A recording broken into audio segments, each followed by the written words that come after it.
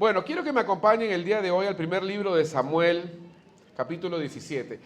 Voy a compartir una palabra que ya todos conocemos, hemos visto en películas, hemos compartido. Los niños conocen esa historia a veces mejor que los adultos. La famosa historia de David y Goliat, una historia súper conocida. Pero quiero compartirla desde una perspectiva quizás no tan común. Algo que yo creo que Dios está trabajando conmigo en primer lugar y para poder compartir también con la iglesia, ¿no? Así que vamos a comenzar leyendo el versículo 33. Primer libro de Samuel, capítulo 17, versículo 33. ¿Todos lo tienen? ¿Ven? Dice así la palabra del Señor. Dijo Saúl a David: no podrás tú ir contra aquel filisteo para pelear con él, porque tú eres muchacho, y él un hombre de guerra desde su juventud. David respondió a Saúl: tu siervo era pastor de las ovejas de su padre, y cuando venía un león o un oso y tomaba algún cordero de la manada, salía yo tras él y lo hería y lo libraba de su boca, y se levantaba contra mí, yo le echaba mano, y si se levantaba contra mí, yo le echaba mano de la quijada, y lo hería y lo mataba. Fuese león, fuese oso, tu siervo lo mataba, y este filisteo incircunciso será como uno de ellos. En esta parte, David, quiero solamente hacer una acotación acá valiosa. No vamos a hablar, repito, sobre el relato histórico, pero sí vamos a decir algo importante que debería captar nuestra atención. Y es que David le dice a Saúl: Saúl, ¿fuese león o fuese oso? Estas son las palabras que a mí me han cautivado últimamente. Porque lo que estaba diciéndole David a Saúl es: Saúl, en realidad no interesa el tipo de enemigo que tengamos. Porque para Dios es lo mismo, ¿no? De hecho, David le dice: mira, si es león, es oso, es Goliat, no hay diferencia para Dios, ¿no? Yo creo que esta palabra, fuese león o fuese oso, debería calar más profundo en nuestro corazón, porque nuestra victoria, queridos hermanos, no depende de la forma del enemigo, sino del poder de nuestro Dios. Esto es algo que tenemos que tener claro. Repito, ¿por qué? Porque la iglesia, muchas veces, los hermanos, tenemos una iglesia que es rica en métodos, rica en conferencias, rica en estrategias, rica en seminarios, pero anémica en la unción y en el poder de Dios. Conocemos demasiado al enemigo, pero no conocemos suficiente a nuestro Dios. David no le interesaba si era león o era oso. Él no estudió la biología del león o cuál es el punto débil del león. Él no estudió cómo es que se atacaba un oso, o si es que ese oso tenía otros osos, o había bebitos o sesnos atrás. Él no estaba preocupado por eso. Él lo único que quería era demostrar que Dios estaba de su lado. Lo único que él quería era demostrar que Dios le daba el poder para vencer, fuese león, fuese oso. Porque lo que él quiere el diablo son dos cosas. Número uno, distraernos con el tipo de enemigo.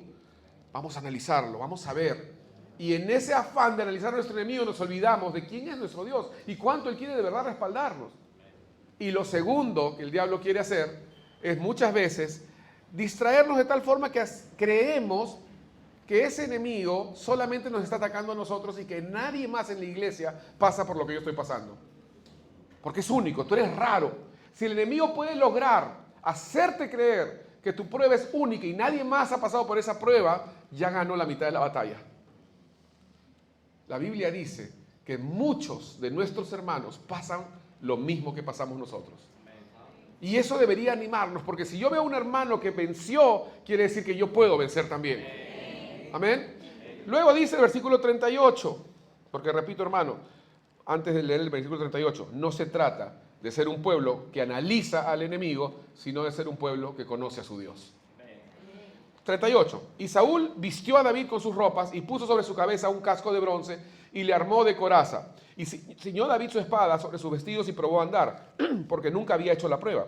Y dijo David a Saúl: yo no puedo andar con esto, porque nunca lo practiqué. Y David echó de sí aquellas cosas. Queridos hermanos, aquí estamos con el pastor Saúl, ¿no? El rey, el que es la cabeza de esa nación. Y él le hace probar a David sus métodos, los métodos que suceden en este mundo. Y la verdad, queridos hermanos, con algunas excepciones, tengo que decir que aún el mismo pastorado se ha acostumbrado a las armas y estrategias que este mundo ofrece. Y enseña los métodos de un mundo ateo, reprobado y fracasado a aquellos creyentes que, como David, quieren depender de Dios y confiar en su poder. Le impone su armadura. Y David dice: no, yo no he practicado esto, yo no utilizo estos métodos. Estos métodos no son los métodos de Dios. ¿Cuáles son los métodos de Dios? Fuese león, fuese oso, Dios siempre me respaldaba. Yo confiaba en el Señor. Estoy haciendo un breve resumen a manera de introducción nada más, para poder entrar al tema de fondo. Pero principalmente, entre estos dos pasajes nosotros vemos que Saúl lo viste con sus ropas y le trata de imponer una forma de pelear que no iba a funcionar. Ya Saúl sabía que no iba a funcionar. Saúl había visto al enemigo, había comparado fuerzas y se había dado cuenta que no. Ahora, hay varias cosas interesantes en esto. No tengo todo el tiempo para hacerlo, pero una cosa interesante, por ejemplo, es que Saúl le dice a David, él es un hombre de guerra desde su juventud. Yo no sé dónde obtuvo esa información Saúl. Yo no sé si Saúl conocía a Goliat. Yo pienso que la impresión y la intimidación produjeron en Saúl una descripción distorsionada. De hecho, ni siquiera se sabía si Goliat en realidad había peleado alguna vez en su vida. Quizás solamente era como esos grandazos que entran al equipo y no sabe jugar, ¿no? O como ese futbolista que tiene el uniforme perfecto, las canilleras, las rodilleras, las medias, los chimpunes, pero no sabe patear una pelota porque juega vóley o pádel. Quizás Goliat no sabía pelear, la Biblia no dice, no lo dice. Pero Saúl al ver se impresionó y le dijo, David, tú no puedes, porque él es un hombre de guerra desde su juventud. Yo no creo que Saúl lo haya conocido. Pero eso solamente para que entendamos cómo es que a veces lo que nuestros ojos ven nos engañan y nos hacen creer cosas que no son. Finalmente, hoy sí quiero hablar sobre este versículo 40. Ese es el tema de hoy. Lo anterior fue una introducción para que veamos un poco todo lo que la palabra nos ha enseñado. Pero antes de entrar en el versículo 40, quiero decirles una cosa. Cuando nosotros medimos fuerzas con el diablo, como Saúl lo hizo con su armadura, siempre vamos a quedar cortos. Y esa es la clave de lo que quiero compartir hoy. No podemos nosotros compararnos en fuerza con el diablo. Siempre nos va a ganar. Siempre te va a ganar a ti. No hay forma de que tú puedas vencer al diablo con tus métodos, con tus armaduras. No hay forma. Hay estrategias que son temporales, ¿no? Hay situaciones que quizás pueden ser como que un poco que te calman la situación por un momento, quizás te evitan que puedas en algún momento caer, pero la única victoria total y absoluta viene de la mano de Dios. Es cuando nosotros dependemos de Dios que tenemos la victoria completa, no cuando dependemos de nuestra armadura. Entonces, cuando tú mides fuerza, siempre te vas a quedar corto, nunca te va a alcanzar. Esto es importante. ¿Por qué? Porque ahora David nos enseña lo que sucede y cómo enfrenta él al Goliat. Versículo 40 dice, y tomó su cayado en su mano, y escogió 5 piedras lisas del arroyo, y las puso en el saco pastoril, en el zurrón que traía, una bolsa, ¿no? Y tomó su honda en su mano, y se fue hacia el filisteo. Hermanos, los filisteos tenían sitiada Israel, y todos los días presentaban a este paladín gigante.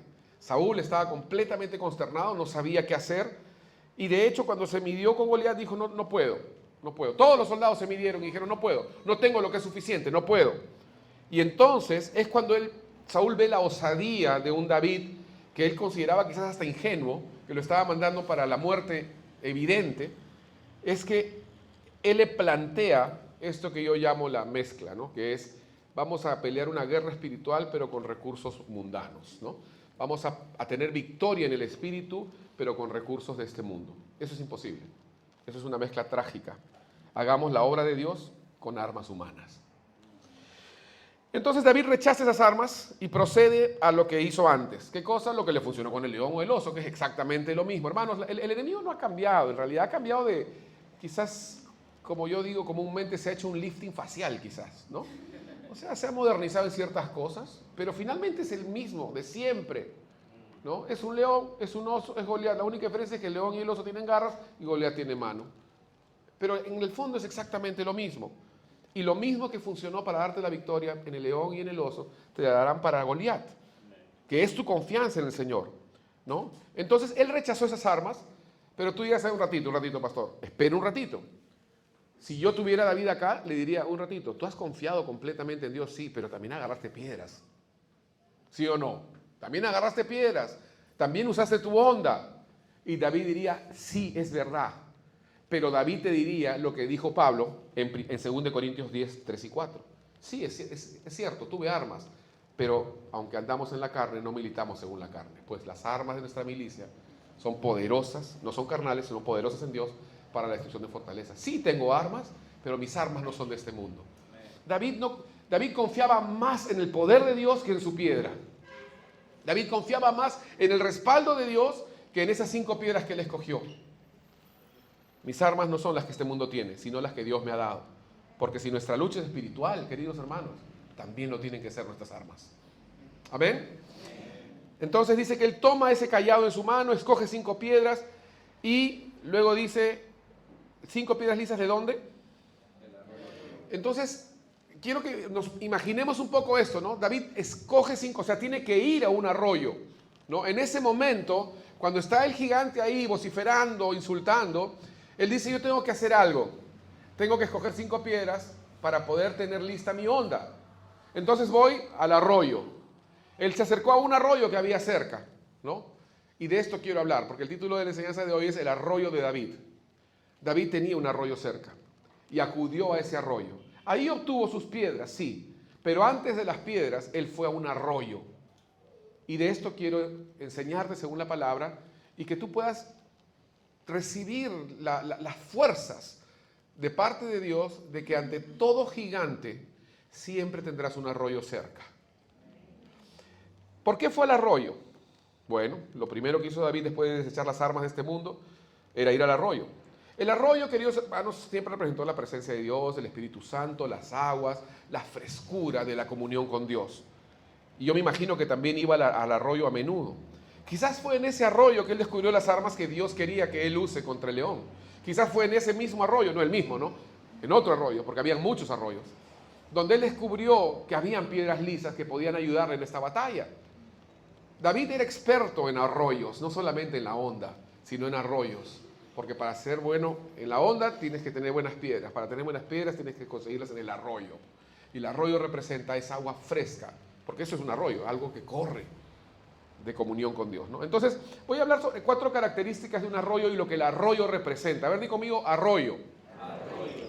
Hoy día vamos a ver una perspectiva completamente diferente de lo que es un arroyo. Vamos a salir de este lugar olvidándonos que existe un Joe Arroyo incluso. O sea, vamos a ver el arroyo de la Biblia, el verdadero y todo lo que representa.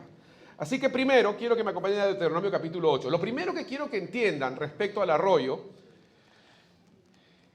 vamos a leer el versículo 7. Deuteronomio 8, 7. Si lo tienes, puedes decir amén. Esperamos entonces. Deuteronomio 8, 7. Dice así, lo voy a leer. Dice, porque Jehová tu Dios te introduce en la buena tierra. ¿Tierra de qué? De arroyos. Otra vez esta palabrita, ¿no? Lo primero, de hecho, ¿no? De aguas, de fuentes y de manantiales que brotan en vegas y montes. Qué curioso, qué interesante y qué precioso que lo primero que Dios le dice cuando habla de la tierra prometida, de su promesa para ti y para mí, es que lo primero que te vas a encontrar en esta tierra de promesa son arroyos. Entonces lo primero que quiero que entiendas es que el arroyo al que David acudió para escoger sus piedras es una promesa de Dios. El arroyo es una promesa. Tú no tienes que trabajar para producir un arroyo, no tienes que construir un arroyo. El arroyo es algo que Dios te lo ha prometido. Cuando tú te entregas a Cristo, si de verdad te has entregado con todo tu corazón y te has rendido y le has dicho, Señor, yo quiero que tú seas el dueño de mi destino, me entrego todo mi presente para que tú conduzcas mi futuro y te entrego mi vida, entonces tú entras a lo que yo llamo la tierra prometida y lo primero que te encuentras ahí es un arroyo. ¿Sabes por qué? Porque vas a enfrentar gigantes. Y vas a tener que entender una cosa, el arroyo es una promesa de Dios y toda promesa de Dios es garantizada. El arroyo es una promesa, es lo primero que sucede en la tierra prometida es que Dios dice, es una tierra de arroyos. Así que el arroyo es mi promesa. Di conmigo eso, el arroyo es mi promesa. A veces declaramos tantas cosas, ¿no? De, Señor, mi promesa que tenga un carro nuevo, mi promesa que yo sea flaco, mi promesa que yo sea linda, mi promesa que parezca 20 años menos. Esa no es tu promesa. Esa no es tu promesa. Tu promesa es tener un arroyo. Tu promesa está en una tierra en donde sea que estés, siempre habrá un arroyo cerca, porque el arroyo representa la comunión con Dios. El arroyo representa la frescura en la que tú te alimentas de Dios y entiendes que esta guerra no es una guerra natural. Entiendes que tus recursos vienen de Dios, no de ti mismo. Así que lo primero que Dios dice de la tierra prometida es que es una tierra de arroyos. Y David sabía que el secreto de sus victorias estaba en ir al arroyo. No me cabe ninguna duda que él aprendió a acudir a los arroyos mucho antes que con Goliat. Y tú también puedes decir, Señor, esto es mi promesa, esto es lo que Dios me ha dado. Esto es algo que sí puedes declarar y decir, es mi promesa. Tú me has prometido un arroyo, tú me has prometido aguas frescas. Es tierra de arroyos, Dios me ha dado tierras de arroyos. Yo no voy a hacer nada ni enfrentar nada si primero no acudo al arroyo, a ese lugar de comunión con Dios. En segundo lugar, en Primera de Reyes capítulo 17, Primera de Reyes 17, no solamente es, ¿qué cosa es el arroyo número 1? Una promesa, es una promesa. Esto es importante porque la promesa es aquel título de propiedad que Dios nos da respecto a algo. Es nuestro, es como cuando decimos el pan es de los hijos, igual la promesa es tuya. Dios te ha prometido, si eres un hijo de Dios, el arroyo es una promesa. Y cualquier persona puede fallar en sus promesas. Cualquier persona, menos Dios. Y si Dios te ha prometido que en este lugar van a haber arroyos, es porque van a haber arroyos. Así que lo primero es que es una promesa. Lo segundo es que es un refugio. No solamente es una promesa, es un refugio también. Porque cuando vemos la vida de Elías, vamos a leer varios versículos aquí. Quiero que notes esto, que Elías le dice al rey Acab que no iba a llover. ¿Se acuerdan? ¿No? Versículo 1, 1 Reyes 17:1. Entonces Elías Tisbita, que era de los moradores de Galaad, dijo a Acab, vive Jehová Dios de Israel, en cuya presencia estoy, que no habrá lluvia ni rocío en estos años, sino por mi palabra. Y vino a él palabra de Jehová, diciendo, apártate de aquí y vuélvete al oriente y escóndete en, ¿dónde? Otro arroyo. Qué curioso, ¿no? Porque el arroyo representa un refugio. Dice, y yo he mandado a los cuervos que te den allí de comer, y fue e hizo conforme a la palabra de Jehová, versículo 5, pues se fue y vivió junto al arroyo de Querit, que está frente al Jordán, y los cuervos le traían pan y carne por la mañana, y pan y carne por la tarde, y bebía del arroyo. Querido hermano, el arroyo es un refugio también. O sea, Dios te lo ha prometido, es tuyo, ya es tuyo, pero el arroyo representa un lugar de refugio. Un lugar en donde en medio de toda la tempestad de este mundo tú estás seguro. En medio de toda la crisis de este mundo tú estás seguro. En medio de toda la sequía en el mundo tú tienes agua. Es un refugio. Es un lugar seguro. Hermanos, hoy por hoy en esta tierra no hay lugares seguros. Antes pensábamos, no, sí, que si ahorro en plazo fijo, que si viajo a Islandia, ya no existe ni un solo lugar seguro. La guerra con Irán nos demostró que el alcance que podían tener las bombas nucleares era, mira, creo que Lima se libraba por un poquito. Pero ahora tenemos otra más cerca. No existe un lugar seguro, excepto la promesa de Dios. El arroyo, ese lugar en donde es lo secreto con Jehová, tu lugar secreto con Dios. Número 1, es una promesa, pero también es un refugio. Puedes refugiarte, puedes esconderte ahí y nada te va a pasar. Pero no solo eso, sino Juan capítulo 4, mientras buscamos ahí, les repito lo que leímos, porque dice la palabra que Elías en este arroyo, él encontró, número 1, sí, refugio, pero también provisión y seguridad. Provisión, queridos hermanos, y llenura. Él no solamente encontró un refugio y seguridad, sino encontró provisión. Así que lo tercero que encontramos es que el arroyo no solamente es sino que también es provisión. Ahí el Señor te va a proveer. ¿Cómo se le ocurre a Dios estas cosas? Y a veces, yo me sorprendo, porque a veces cuando yo oro, yo no sé si tú has orado así a Dios, pero mi oración a veces es, Señor, yo no sé qué se te va a ocurrir, pero algo se te va a ocurrir. A veces es contra mi lógica, ¿no? Porque nosotros pensamos que Dios nos va a responder de cierta forma en particular.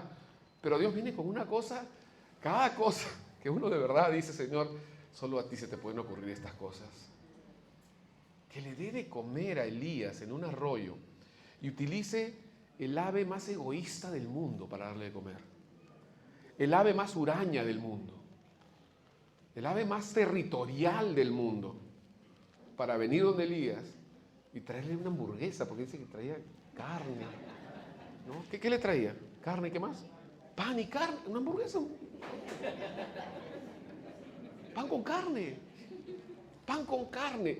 Yo no entiendo, no me imagino, o sea, Acá en Lima tenemos unos pajaritos negros que son primos lejanos de los cuervos. Y la verdad es que tienen una conducta parecida, tienen bastante de eso. Son muy huraños, atacan, son territoriales, no comparten nada.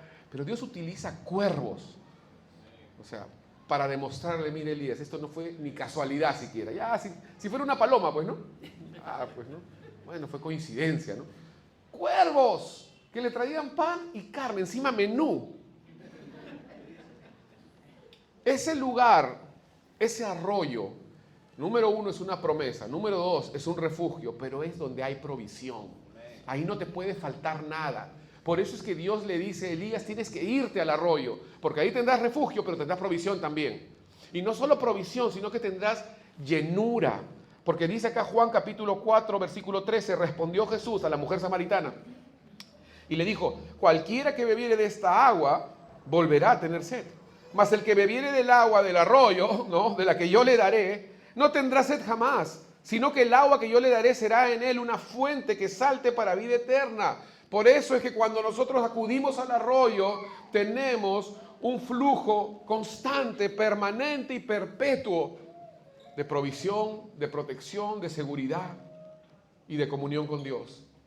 El problema es que a veces nosotros caemos, nos equivocamos o fracasamos porque no vamos al arroyo, aunque está ahí, aunque es nuestra promesa, es lo que tenemos más cerca. La palabra dice que Dios nos lo ha dado, es nuestro. Cuando entres a la tierra prometida, es una tierra de arroyos. Es una tierra de arroyos. Pero a veces nos quedamos paralizados, congelados con Goliat. Y en ese momento no sabemos qué hacer, ¿no? Como cuando de pronto estás en un lugar y entran unos asaltantes y empiezan a intimidar, a hablar palabras impropias, y tú te quedas en shock literalmente y no sabes qué hacer. Yo pienso que Israel se quedó 40 días en shock cuando vieron a este gigante. Pero David decía, pero ¿qué diferencia hay? ¿Acaso Dios mide su poder en base a los enemigos nuestros? ¿Acaso Dios mide su poder en base, o cambia de estrategia? Ah, no, un ratito, esto funcionó con el león David, pero con el oso, no sé. Y con Goliat menos. Con Goliat vas a tener que irte a este curso ahí en Costa Rica. Ahí sí vas a poder vencer a Goliat. No, disculpen. El Señor nos ha provisto todo lo que pertenece a la vida y a la piedad, dice, en Cristo Jesús. Está en el arroyo y está a tu alcance. Porque Dios sería injusto, ¿no? Si es que no fuera así, imagínate. Es que como no tienes la capacidad de poder prepararte en el curso discipulado 19, entonces, lo siento, hasta acá no vas a llegar, vas a ser un raquítico espiritual toda tu vida. No puede ser, Dios no es así. Dios te dice, cuando entres a la tierra prometida, hay una tierra de arroyos. Y cuando estés enfrentando a un gigante, busca el arroyo. No te paralices por el gigante, busca el arroyo. Siempre, queridos hermanos, hay un arroyo cerca en todas nuestras pruebas. Porque esa es la promesa de Dios. Dios sería un mentiroso si no fuera así. Hay un arroyo que nunca se va a secar. Ese es el que le dijo él a la samaritana. Que cuando todo el mundo puede vivir en sequía, tú puedes estar 100% seguro de que en Cristo hay provisión para tu corazón, hay saciedad para tu alma y hay sanidad para todas tus heridas. En tus momentos de mayor desierto tendrás agua y agua en abundancia. Así es la comunión con Dios. Así es ese lugar secreto. Si es que de verdad podemos ubicar ese arroyo, podemos acudir a ese arroyo. Impenetrable por el enemigo, abundante en todo lo que viene de Dios. Pero no solo eso, sino que también cuarto y último. El arroyo no solamente es, a ver, para que nos acordemos, número 1, una promesa, un refugio, provisión, sino que también es el lugar de formación. Es el lugar de formación. Por eso es que estaban las piedras lisas, dice, ¿no? Y esta es toda una teoría, ¿no? En realidad que es interesante. La única forma de encontrar una piedra lisa es una piedra de un arroyo que está en movimiento, en fricción una con otra, rozándose, que a lo largo de los años ha tenido esa superficie lisa, idónea para poder hacer un proyectil, ¿no? ¿O alguna vez has visto una bala cuadrada? No, tiene que ser aerodinámica, tiene que ser redonda, tiene que ser perfecta para que pueda cortar el viento. En ese arroyo se estaban formando piedras día a día que estarían listas en el día señalado. No en el momento, nosotros queremos ya, ¿no? Pero en el día señalado. Yo no sé cuántas veces nosotros pensamos que nada está pasando en nuestra vida espiritual, que nada está sucediendo, que no están habiendo progresos, avances, victorias. que nadie nos puede reconocer nada de lo que hacemos, incluso en la iglesia. Y a veces pensamos que estamos abandonados y que Dios ya no nos está mirando. Eres una piedra que está siendo tratada, está siendo formada. Y eso está formando en ti un carácter que va a ser luego, en su hora señalada, idóneo y útil para ser usado por el Señor. No te corras de ahí, no te escapes de ese lugar, es un buen lugar. El agua corre, las piedras chocan unas con otras. Y se están limando, se están puliendo, se está alisando. Puede ser que esa piedra que te está limando y te está ayudando sea tu hermano que está al costado tuyo. O el hermano que quizás que te ha sentado al otro extremo para no sentarte al costado de él. Quizás, no lo sé. Pero quiero decirte una cosa. Dios te forma en un lugar en donde nadie te ve. Miren lo que dice el Salmo 139, y David se está refiriendo al embrión del vientre de una mujer que está gestando, ¿no? Pero ese es el lugar de formación. Ese embrión no puede ver lo que pasa afuera. Los de afuera no podemos ver cómo está él. Lo más que ha llegado el ser humano es en las ecografías, 3, 4D, 5D, no sé. Pero nunca va a poder ver a la perfección lo que está sucediendo allá adentro. Tampoco se va a poder ver a la perfección lo que está sucediendo allá afuera. Pero no me digan que no está siendo formado. No me digan que no está pasando algo. Y algo importantísimo para poder estar listo para la semana 40. ¿Sí o no?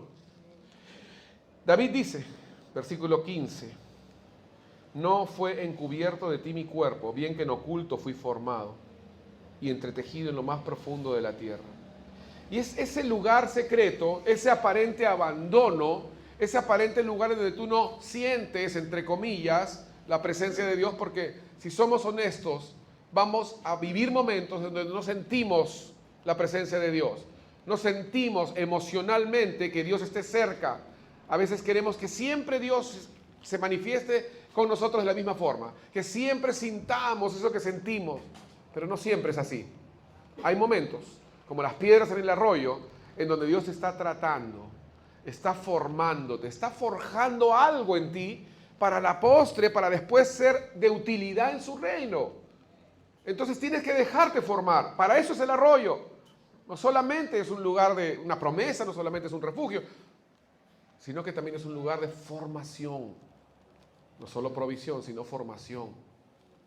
Hoy tenemos una iglesia que le gusta que todo sea express, que todo sea rápido, que todo sea inmediato. Nada puede reemplazar al trato de Dios en el tiempo de Dios. Nada puede reemplazar eso. Moisés pasó 40 años en el desierto. Nadie lo vio. Nadie mencionó eso. Nadie supo qué pasó en el desierto. Y lo que haya pasado fue completamente irrelevante, aparentemente. Y a veces nosotros estamos así con Dios también. Señor, yo no siento que esté pasando algo. Porque de alguna forma nos han hecho creer que si Dios está contigo, tienen que pasar cosas que todo el mundo vea, que todo el mundo reconozca. Y no nos han enseñado que en lo oculto somos formados, que hay un lugar secreto que Jesús dijo, entra en el lugar secreto. Y lo que tú ores es entre tú y Dios. Y lo que pasa en lo secreto, Dios te recompensará en público, pero deja que el secreto haga lo que tiene que hacer. Es un lugar de formación y es bueno. Es necesario. ¿No creen ustedes que David aprendió eso?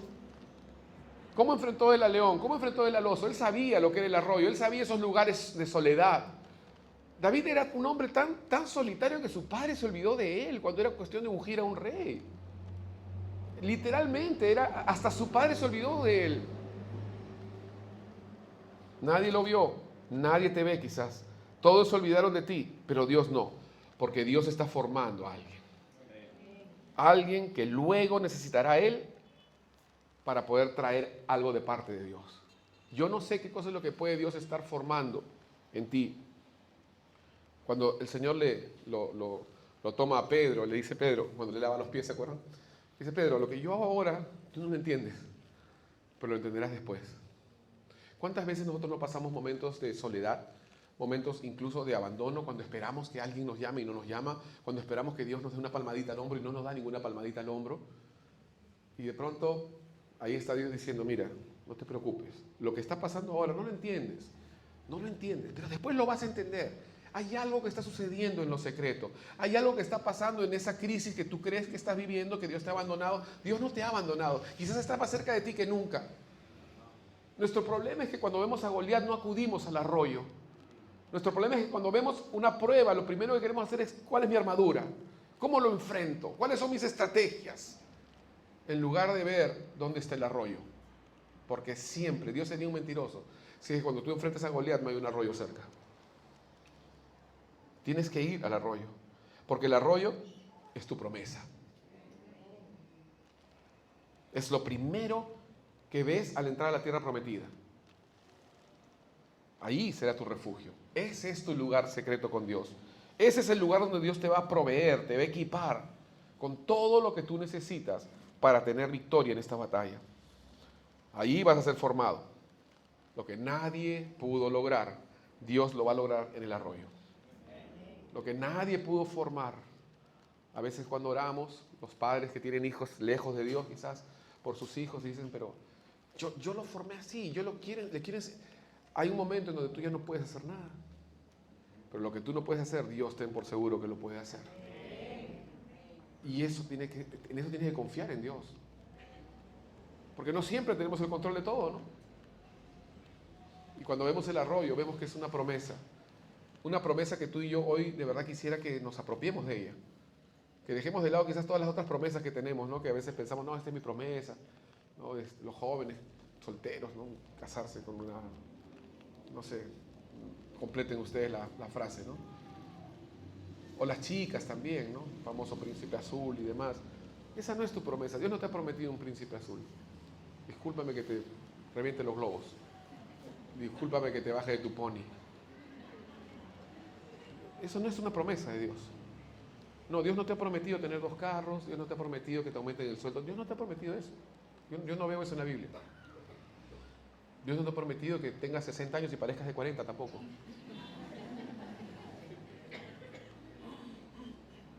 Tampoco Dios te ha prometido de que te vayas a vivir a otro país de ilegal. Tampoco.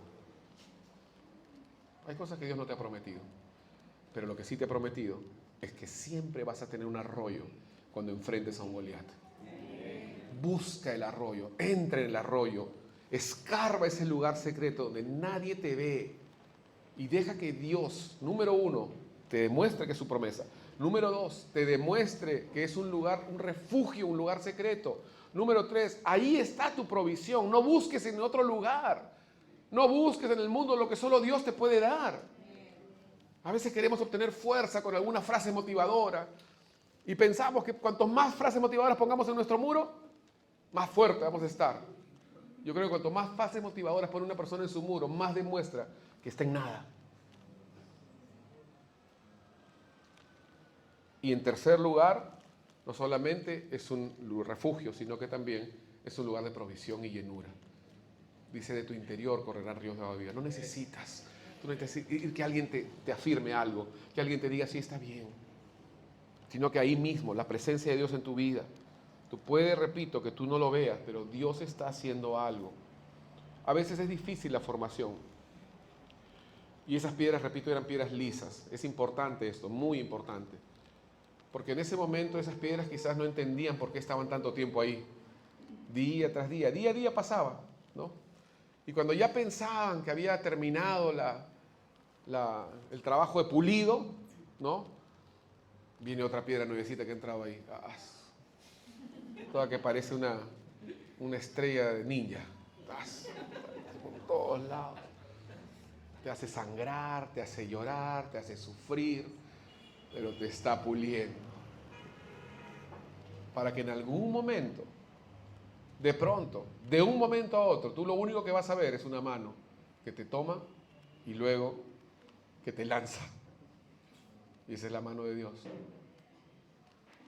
¿Cuántos de nosotros a veces no entendemos lo que significa de verdad el arroyo? Pero este David sabía lo que era un arroyo. Este David sabía cómo acudir a Dios, cómo depender de Él, en todo momento, en todo tiempo. Así que yo les pido que se pongan de pie, por favor. Quiero solamente que por un momento pensemos y recordemos y reafirmemos algo. El arroyo es mi promesa. Si es una promesa, es mío. Dile al que está al costado tuyo, el arroyo es tu promesa. Es tuyo.